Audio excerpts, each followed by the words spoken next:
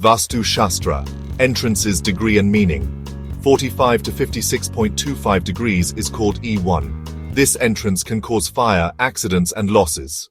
56.25 to 67.5 degrees is called E2. This entrance will get you unnecessary expenditure and a female child will be born. 67.5 to 78.75 degrees is called E3. The people in the house which has this entrance will receive success, high profits and wealth generation. 78.75 to 90 degrees is called E4. The people in the house which has this entrance will be involved with influential people, and their monetary status will get better and better over time.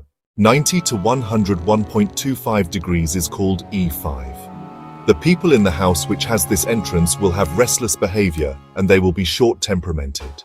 101.25 to 112.5 degrees is called E6. The people in the house which has this entrance will behave insensitive to every aspect. 112.5 to 123.75 degrees is called E7.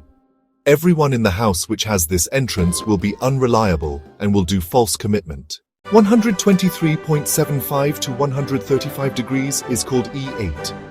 The house which has this entrance will have financial losses, accidents of any kind, theft and burglary will happen.